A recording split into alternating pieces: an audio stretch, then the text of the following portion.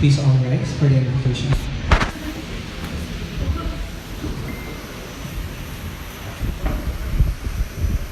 Let us bow our heads and place ourselves in the presence of the Lord. In the name of the Father, the Son, and the Holy Spirit. Amen.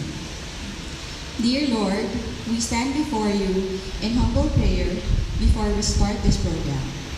We realize that without your blessings, we would not be able to succeed with the plans we have for this activity. Bestow your grace and divine wisdom to all of us present here, so we could cooperate and enjoy camaraderie and love for the greater glory of your name. This we ask through Christ our Lord. Amen. Father, Son, Holy Spirit. Amen.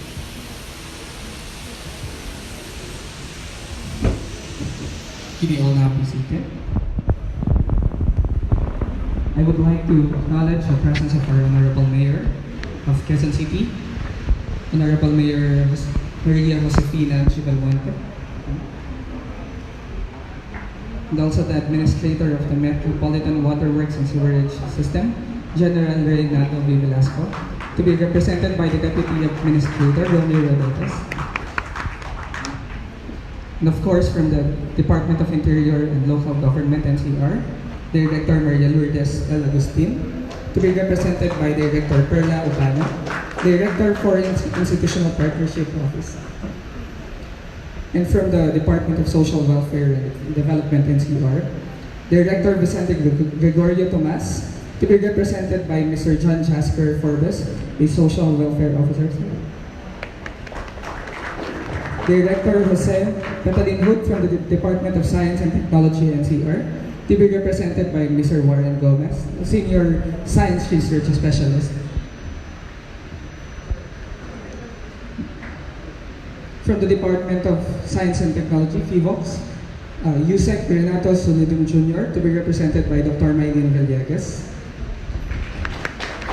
Chief Geologic Disaster Awareness and Preparedness Division, and of course the Regional Director of Office of Civil Defense, NCR, and Senior Vice Chairperson of the MMDR-MC, Director Romulo M. Cabantac.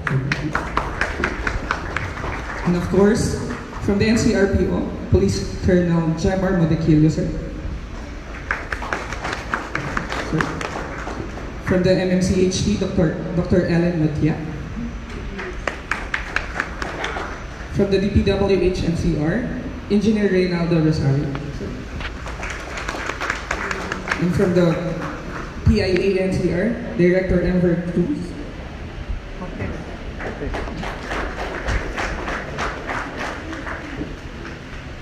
For the opening remarks, may I request our Honorable Mayor Josefina G. Belmonte for the opening remarks.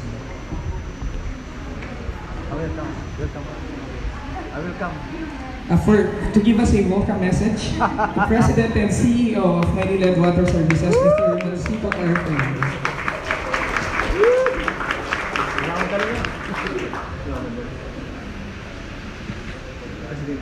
Magandang hapon po sa inyo lahat. Our distinguished Mayor, Mayor George Belmonte, our Chief Regulator, Patrick T., DA Omek Roderos of MWSS, our other partners in government, Director Romulo Cabantac, and our representatives from DILG, DSWD, DOST, NCRPO, DPWH, and PIA NCR. Maginhawang hapon po sa inyo. Maginhawa at maulan na hapon po sa inyo. It's an honor for us to host you here in our Lamesa Treatment Plant number 2 for the holding of the third quarter simultaneous nationwide earthquake drill. Nagpapasalamat po kami sa Office of the Civil Defense NCR for having our facility serve as the venue for this very important exercise. Kami po sa Maynila, being taga-convey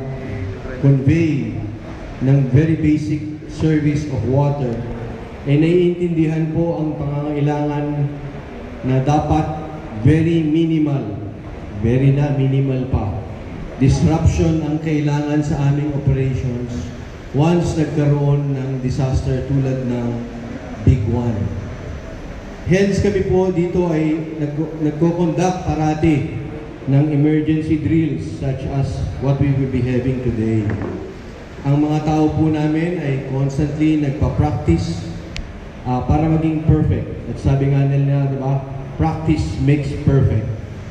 At para maging routinary na sa mga tao namin at maging second nature sa kanila ang pag-handle ng disaster. So ang partisipasyon po namin ngayon sa nationwide simultaneous earthquake drill is a very good opportunity for us na ma-showcase ang aming iba't ibang procedures at ma-demonstrate ang kahandaan namin sa natural disaster. At ito rin po ang isang venue para makita rin ng iba naming kapartner sa gobyerno, kasama ng City of Quezon City, na makita kung gaano kami prepared na humarap sa isang disaster. So napaka-importante po sa amin yung earthquake drill nito. Kaya mapapakita namin sa inyo ang resilience namin in the face of any emergency. At dito rin po, mapapakita natin kung gaano ang collaboration ng Maynila sa iba't ibang ahensya na nabanggit ko kanina para maprotektahan natin ang ating mga customers at ang ating mga kababayan. So, as a company that has love for country amongst its corporate values, kami po ay nagagalak na makasama sa exercise nito ng nationwide earthquake drill. So in behalf of Maynilad, again, we welcome you to this very purposeful exercise of today. Maginhawang hapon po uli sa inyong lahat. Thank you, sir, for the welcome message, sir. Now may I request for our Honorable Mayor, Honorable Maria Josefina Belmonte, for the opening remarks. Kay Mr. Ramoncito Fernandez, sir, at kay Mr. Romulo Cabantac, sir, at sa lahat po ng ating pong mga kinatawa ng iba't ibang mahalagang ahensya sa ating pong inong bayan. Binabati ko po kayo na isang maulan na hapon. Isang magandang araw po sa inyong lahat. Kasi magandang araw ngayon dahil sinasabi namin ni Sir Mon, tayong dalawa lang ang masaya na umuulan. Ikaw dahil syempre madadagdagan ang tubig natin. Kami ni Mike Marasigan dahil nagdeklara po kami ng walang pasok. Kami lang po ang lungsod sa buong Metro Manila na nagdeklara ng walang pasok. Tapos pagising po namin, hindi po umuulan. Inaaway ko na po si Mr. Mike Marasigan, bakit hindi umuulan? So, ngayon, we have been vindicated. Sabi ko, magaling naman pala talaga ang DRRM ng lungsod Quezon. At ako naman nagpapasalamat lamang sa Maynila at sa pamunuan nito sa inyong pong pakikilahok sa ating pong nationwide earthquake drill. Alam po ninyo talagang napapanahon talaga ang ating earthquake drill ngayon sapagkat napapansin naman natin na sa buong Pilipinas ay halos linggo-linggo na ay meron tayong bayan na naapektuhan ng lindol. At lagi tayong nangangamba na any day now it could be us. And in fact, in the last few months, we have been experiencing slight tremors already here in our city and in our metropolis. And we are anticipating that in a very short period of time, the big one might happen. Sana naman hindi. Tayo nagdadasal talaga, nananalangin. Pero it doesn't hurt to always be prepared. And now, I congratulate everybody because lahat tayo ay nagtutulungan, lahat tayo ay nakikilahok na, at lahat tayo ay lagi nang ginagawang prioridad ang maghanda. No? So just a few weeks ago, doon naman kami, ang DRRMC, kasama naman po ng MMDA sa Ayala Techno Hub. At halos every 2 weeks, meron kaming earthquake drill na isinasagawa sa iba't ibang bahagi na ng aming pong lungsod, sa iba't ibang konteksto na. Dahil ang lindol ay hindi lamang nangyayari sa City Hall, kundi sa buong syudad namin at kailangan lahat ng stakeholders namin ay handa. No? So yan ay isa sa mga polisiya na ginagawa namin in every scenario, in every context, in every sector, in every social class. Everybody must be prepared. And so today, I would just like to extend my thanks to Maynilad for your participation, and I'm very excited to learn about how the different risks that could happen here in your facility will be addressed once something like this, a disaster takes place. No? So iba namang konteksto ngayon, dito naman sa Maynilad. So congratulations po sa ating lahat, at sana po manatili po tayong nagmamasid at lagi po tayong magkaroon ng pagbubukas ng puso na pakipagtulungan sa isa't isa, lalo na sa panahon ng sakuna. Marami pong salamat, isang magandang araw po sa ating community. Thank you for the message, Honorable Mayor Josefina Belmonte. And now, to give their short messages from our different partner agencies, may I call on the Administrator, Metropolitan Water Works and Sewage System, General Reynaldo V. Velasco, to be represented by the Deputy Administrator, Romeo Rodero.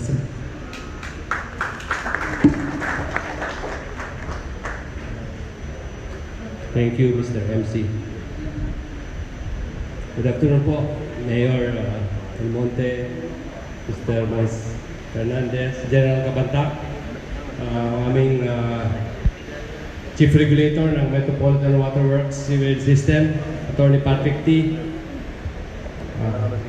Kinakabahan po ako kasi ang babasahin kong message si English Tagalog lahat ng mga binabanggit nyo. So, habang babasahin ko to, gusto kong i-translate, pero sinabi naman na short message. Si Conrad, short na lang para kulang na tayo ng oras. So, ito na yung message ni General Velasco. Para na kayo mag-translate sa Tagalog, Pangasinan, Bisaya, whatever. In behalf of the Metropolitan Water Works Sewerage Board of Trustees, led by Chairman Franklin J. De Monteverde, who is our chairman until today, because tomorrow he will be turning over the chairmanship of the MWSS Board of Trustees to me. So, ibig sabihin si General Velasco will be the chairman. Well, yesterday, Chairman De Monteverde took his oath as member of the Judicial Bar Council before Supreme Court Chief Justice Lucas Bersani. Likewise, tomorrow, I, General Velasco, will turn over the position of Administrator and Vice Chairman of the Board to retired General Emmanuel Buenaflor Salamat, newly appointed as trustee by President Duterte. Hence, because I am preoccupied with important matters at the MWSS Corporate Office, I am unable to personally join this event today. We extend our relenting support to this continuing initiative of the administration of President Duterte through the Office of Civil Defense, OCD-NCR, to undertake the National Simultaneous Earthquake Drill, or NSED. And MWSS, as asset owner, is more than happy to make available a ceremonial venue this facility managed by our concessionaire, Maynilad Water Services Incorporated. The NSED, as we all know, is intended to strengthen our preparedness for emergency situations, especially the big one. And we are fortunate to see the completion, Madam Mayor, of the Angat Dam and Dike Restrengthening Program, ADDSP, a study undertaken by MWSS to mitigate the effects of the big one, and constructed and implemented by the Angat Hydro Water Power Corporation in 2016 and completed in August 2018 last year. As we all know, the Water from Angat Dam supplies 96% of the water requirements of MWSS. There it is. So sabi sa akin, short message lang. So tapos na. Meron pala akong Tagalog dito. Ligtas ang may alam. Maraming salamat po. Thank you, sir, for the short message. May I request for the representative of the Director Director Maria Lourdes Agustin of the Department of Interior and Local Government, Director Perla Opano, to give us a short message. Talagang short po. Isang mapagpala at malamig na hapon sa ating lahat. Sa ating napakaganda at napaka-active na Mayor ng Quezon City, Honorable Maria Josefina G. Belmonte, Ma'am Joy. Sa ating President and CEO ng Maynila Water Services, we are very glad to be here, sir. Mr. Ramoncito Fernandez, representatives ng PNP na napakarami po ngayon. Meron din po kami sa DILG, DOST, andyan po si Dr. Maylene, Dr. Director Kabantat ng MPRRNC, from the different agencies, no, sa OCD. Isang magandang hapon po. I'm here to read the message of our beloved Regional Director. So allow me to read it. Good afternoon to all resilient people who are here participating in and observing the national simultaneous earthquake drill for the third quarter of 2019. Being the Vice Chairperson for Disaster Preparedness, the DILG National Capital Region always gives its 101 support to all government programs which will ensure the resiliency of Metro Manila against the damaging and injurious effects of earthquakes, particularly the 7.2 magnitude earthquake which we are preparing for. Together with the local government units, civil society organizations, and the private sector, we have crafted contingency plans and implementation plans which underline how we will respond to the situation. With this kind of drill, we will be able to test whether we really are prepared and capable.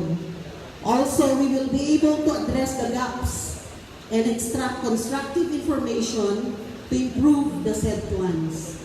But the most important ingredient to concretize the success rate of our response actions is to ensure that all concerned agencies and partner organizations from the national, regional, and local levels work as one.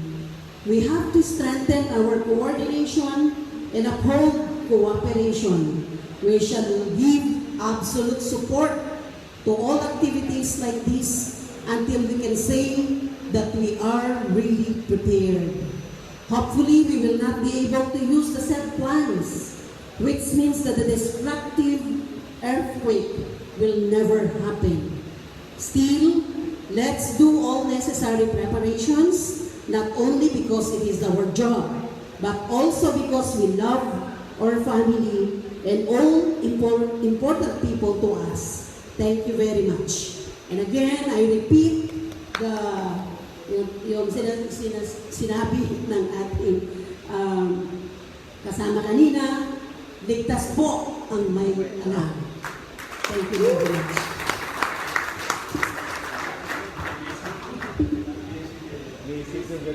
Thank you, ma'am, for the wonderful message.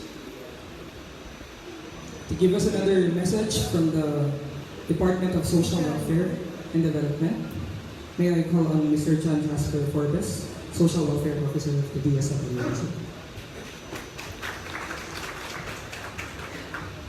Okay, please bear with me, no? Parang kinakabahan po kasi parang ako kaya may pinakamahabang message. Anyway, to Mr. Ramoncito Fernandez, Director Romulo Comanda, Honorable Mayor Joy Belmonte and everyone po. Isang maulan at magandang hapon po sa ating lahat. No? On behalf of our Regional Director, Presidente Gregorio D. Tomas, DSWD-NCR, we would like to congratulate everyone who is participating in today's National Simultaneous Earthquake Drill. This year, it has been more of a blessing to us who work both in the public and private sector. As a partnership, to keep everyone's safety, continuously grows bigger and stronger. The public and private partnership would result no less than success. Yun nga po, no? Yung sa nakwento po ni Mayor, nakaka-relate po kami kasi para bang ang layo na po nang narating natin sa pag-responde sa disaster. Yun nga po, sinabi nila na sila lang po yung nag-cancel ng klase.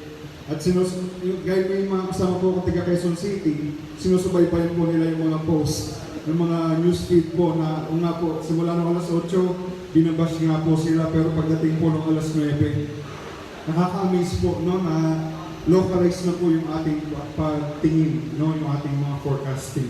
So congratulations po, no, sir.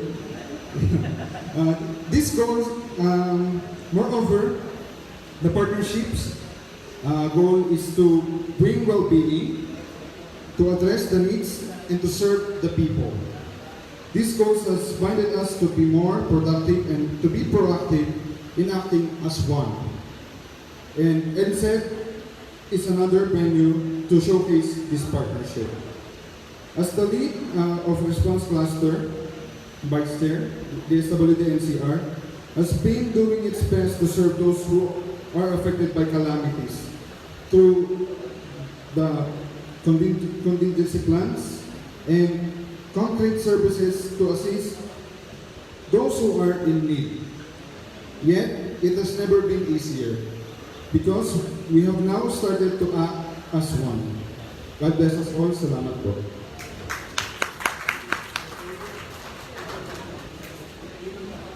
Thank you, Sir Jasper. Now, the last but not the least, to give us a short message again, from the Department of Science and Technology FIVOX, USEC Renatus Lidum, to be represented by Dr. Maylene Villegas, the Chief Geologic Disaster Awareness and Preparedness Division.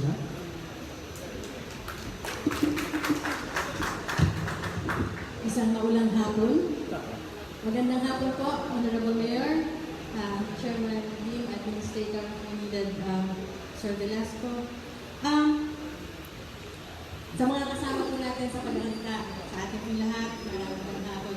Ang banta po ng Big One ay maaari maka-apekto sa atin yung totoo. Ang kailangan lang po natin ay paghahanda. At yan po ay kasama sa ating ginagawa ngayon. At kami po ay natutuwa sapagkat ngayon pong NSED Quarter 3 ay ang ating pong host, Maynila, umayag po sila na ito ay ipakita kung paano maghanda naman po ang isang importanteng utility na mahalaga para sa Metro Manila. So, yung magnitude 7.2 earthquake po ay ating pinaghahandaan, dahil ngayon po ay napag-aralan ng FIVOX. Ang ina-advocate po namin ay science-based na paghahanda. Sabi nga nila, ligtas ang may alam, pero ang alam po ay nasa siyensya pa rin. Kaya po sana, ipagpatuloy po natin, may bago po kaming nilaunch na app, ay na work, yung pong Georisk, Hazard Hunter, several weeks ago. Sana po ay subukan din po natin alamin para po lahat tayo ay maaari magkaroon ng access sa tamang informasyon pagdating po sa ano po yung mga hazards na maaari nyo makita sa inyong lugar. So, kung meron po tayong ligtas ang may alam, dagdagan po natin ng science is for the people. Gamitin po natin ang siyensya para po sa patuloy natin na paghahanda para po sa tamang pag-respond. So, on behalf po of USEC Solidum, Nato Solidum Jr. ng DOST FIVOX, kami po ay nagpapasalamat again, and we would like to congratulate, like I said, lahat po na nandito today, this effort through OCD-NCR, yung Director, Sir. Dahil kung di naman po sa patuloy nila na pagpupursige, hindi po natin, and of course MMDA, hindi po natin matutupad na every quarter meron po tayong willing host to show the public that we are really preparing and we are preparing for continued service for the people. Maraming salamat po. Thank you, Dr. Villegas. And now to give us a short message, the Regional Director of the Office of Civil Defense NCR and the Senior Vice Chairperson of the MMDRMC. May I call on our Director, Director Romulo and Camartak Jr. to give us a message. Thank you. First of all, I want to greet our Honorable Mayor, Madam Joy Ma'am, to Mr. Fernandez, the President of Maynilad, to the Deputy Administrator, my upper class, Deputy Chair, Mayor Rivera, of course, and the other representative, of course, plus Police Major Modicillo. Okay. Maybe you were just surprised bakit ang daming tao. There is a purpose for them when they are here. The SWD is here to see what non-food food item that they will be delivering in your area and identifying your evacuation area. Open area po. Kasi pag na-identify na po yan, alam na po ng DSWD sa magdadala ng pagkain at mga tents para sa inyo. Ang T-Box naman po, nandito para makita ninyo ang disaster area prone. There is an apps, advertise ko ng doktoran. The apps is Hazard Hunter PH. Hazard Hunter PH. Andun po lahat. Kung gaano ka kalayo sa earthquake, malalaman mo kung liquefaction prone yung lugar ninyo. Maski nasaan lupalop ka ng Pilipinas sa Pilipinas. Kasi it is an apps o T-Box. Free po yun. Download nyo na po sa cellphone nyo. Para kung saan man kayo nasa lug-lug ng kinakatayo nyo, malalaman yung situation nyo doon. Andito rin ang DILD at saka ang NCRPO kasi they need to also to secure your area.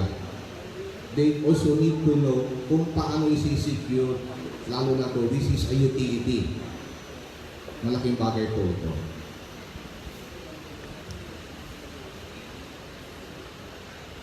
So, yung po mga tinawag ko mga pangalan, kasama ko pa na Senior Vice Chair sa Council ng Metro Manila. General William Concho, thank you for coming. The Regional Director of BFP NCR. Please give him a round of applause. Andito na po yung BFP para malaman niya kung paano naman suportahan yung fire suppression inside your area. And at the same time, for them also to know paano i-contain yung mga dangerous chemicals and dangerous gases kasi nasa kanila yung asthmas natin. So, we are here to observe, to watch on what you will do because one way or the other, I will task them to submit to me their contingency plan to support the National Contingency Plan for Earthquake 7.2. Kasi nasa finishing stages na kami. Buti nga, when we talk to Annette, sabi niya, pwede. Nagulat si Conrad, bakit dito? Nung dumating ako, sabi niya, tutuhanan na pala ito. So, and thank you very much, sir, for accepting this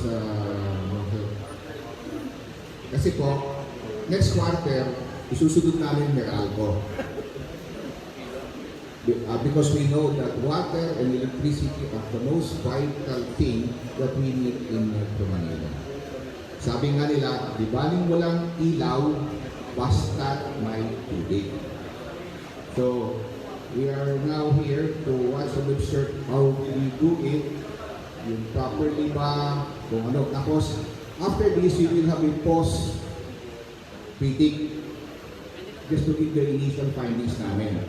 Then we will be back after a week or two to give the final the final report para maipasok nyo sa inyong mga contingency plan. It is a must. So, I think, no, malapit na mag-alas 2 kasi hindi lang po, Manila dito ha. This is the whole country. So, inuurasan na by 2 o'clock, pag-press ng button, hindi lang po Manila, buong Pilipinas so napupunta ng NSET ngayon. And this is a quarterly occasion. So, I think, sabi nga ng inyong presidente, tuloy-tuloy rin. Please continue. Practice perfects. Sabi nga ng Boy Scout laging handa. So, dapat po, since karami naman sa akin na Boy Scout at nag-Cub Scout ng araw, alam natin ang ibig sabihin ng laging handa. So with that, now we'll be on the next stage to press the buzzer, then start po at we will be observing. Maraming salamat po.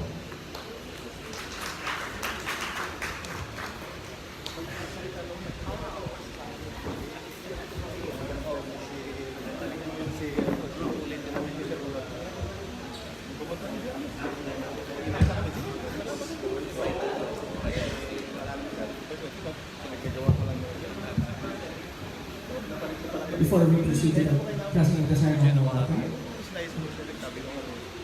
we're still 7 minutes away from pressing of the button. May I call on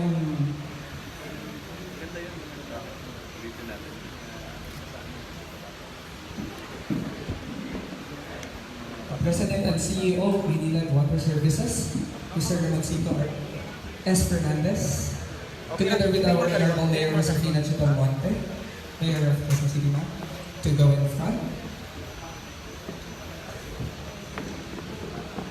May I call on Attorney Patrick T., the Chief Regulator of the Manila, together with Engineer Rosario, Police Colonel Modequillo, and Director Quantio, and of course, our member agencies to go in front.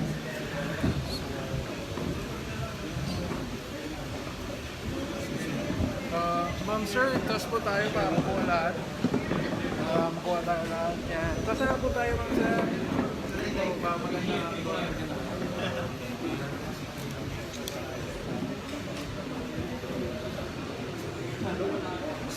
Kaya. Abot. Nakuha.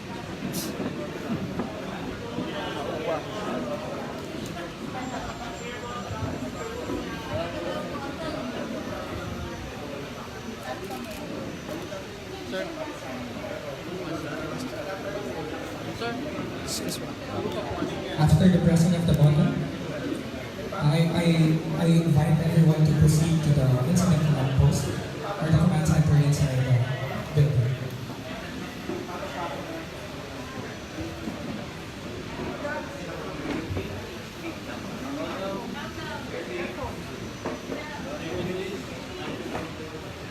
Sir, photo-off muna tayo sa inyo sir. Sana po. Dito po, photo-off. We still have 4 minutes left. Photo-off muna, photo-off. 3 minutes left. Photo-off muna.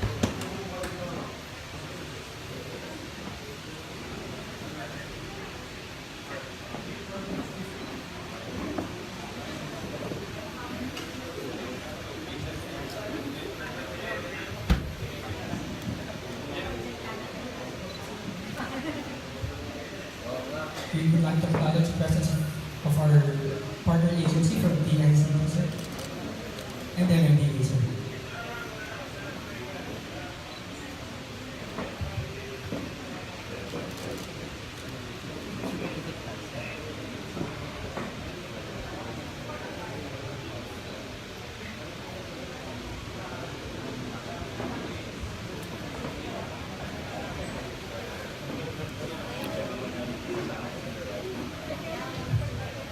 Left for the pressing of the button. May I request everyone to be ready.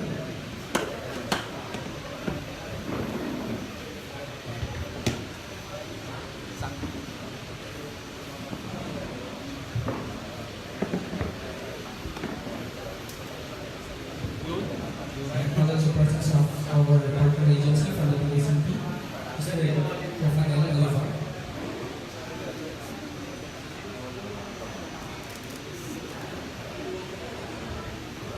course, for the JDF NCR, sir.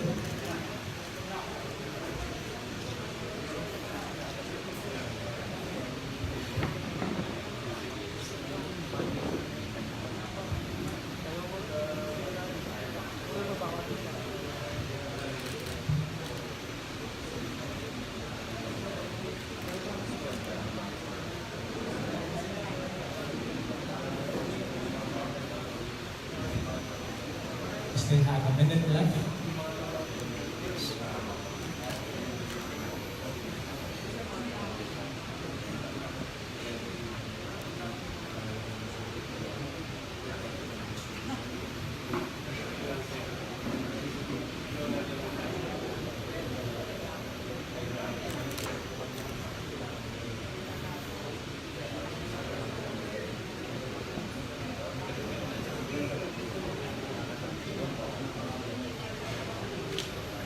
Earl.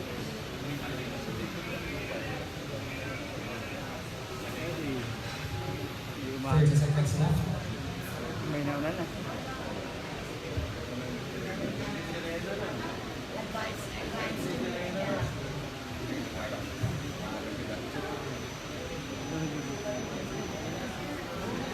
It's now 2 o'clock. May we press the buzzer now?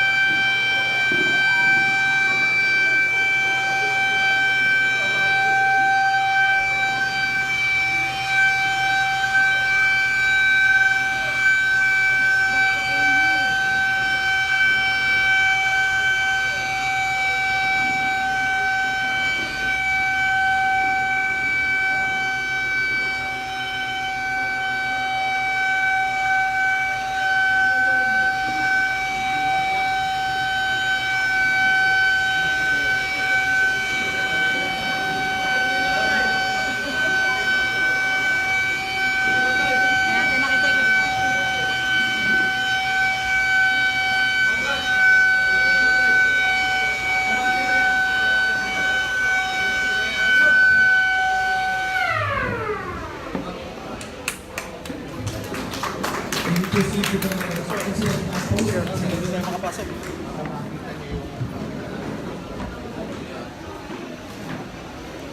Hello.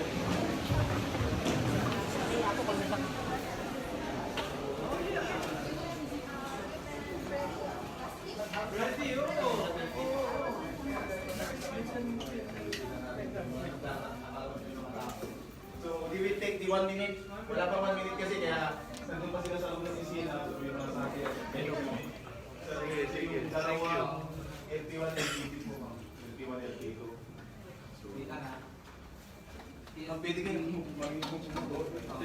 take your seat, ma'am. Itong dalawa na ito, naka-life pack. Ito yung nakalagay sa treatment plan 1, tapos nakalagay sa treatment plan 2, life 2. So, thank you. Ay, saan yung main office? Ito, nagalawan na. Nagalawan na, gumagalaw na. Nasa ulog pa sila, gumagalaw na. Ito po yung main office, ano? Main office? Aseros. Ito yung main office, Balara. Ito yung sa FB, yung nakalagay sa treatment plan 2. Ito 1. 1 ba? Ito rin. Hindi mga pare.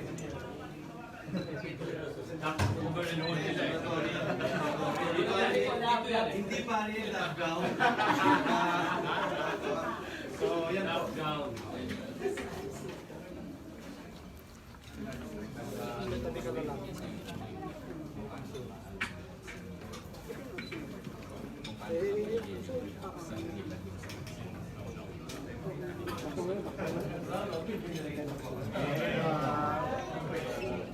How long is your generator capability? It can work is 7 days. Okay. Pero pag ilan mo mag-revive na 80 years, seconds lang sir. Seconds lang sir. 80 years. Wala pang months siguro. Saka these are being practicing with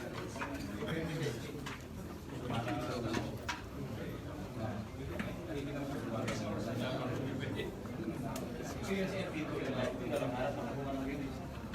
Ito yung CCTV lang.